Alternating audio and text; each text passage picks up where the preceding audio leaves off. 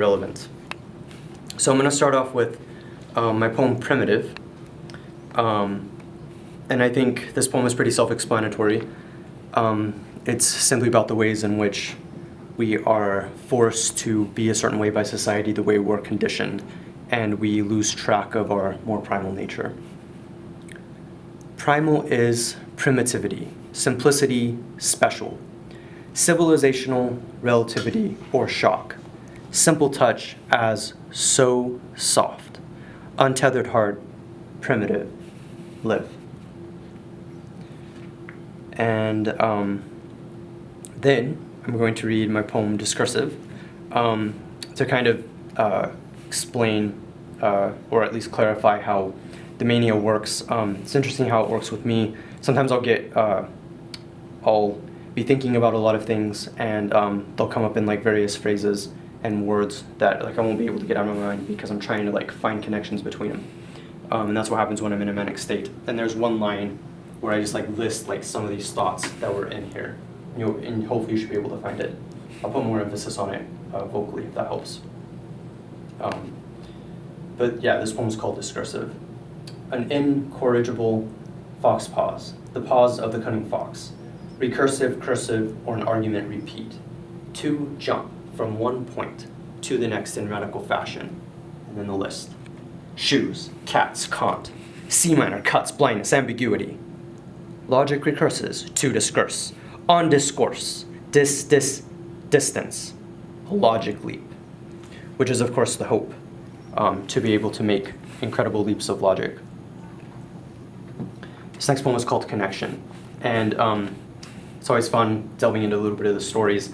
Basically, when I wrote this poem, I imagined that E.B. White was basically giving me hints on how to write a good poem. So, yeah, some delusion for you. Connection. Smudge con, but so good in dirt, not lyric hurt. Connection primal, bottom line. Fear, suicide, isolate. Core, rupture, care, rapture. And then in parentheses, it's very small. Thanks, E.B. White. And then I have a few more. These are also intensely manic. This poem is called The Black Noise. I literally wrote this poem, if I remember correctly, on my phone as a text message. Except I didn't send it to anybody, which was dumb. Probably should have. The Black Noise. Barely living, breathing. The disjunction, dark honesty. Hard because of the quiet words unspoken, memory lost on the memory. But at least the logic makes sense, as it shadows the background noise. Silent static. A cold fact.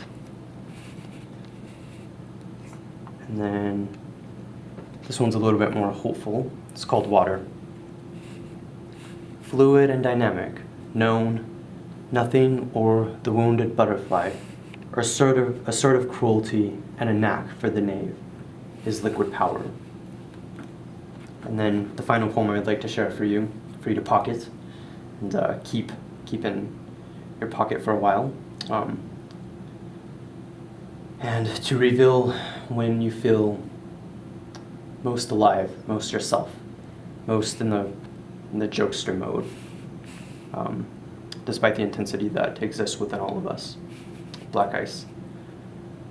Shook the mind, drugged conscious cold, illustrate illusionary, visionary, forget what doesn't come easy, to wear the ice cap and slip.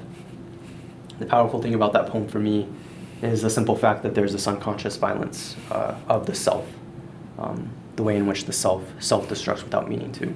Of course, you could go into Buddhism and ask, well, what is the self? Does the self even exist? How do you destruct the self?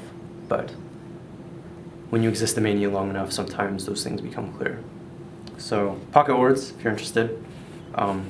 These poems were fun because I literally scrawled them intoxicated on the back of bank slips, scraps of paper, and phone text messages, and on just in my head.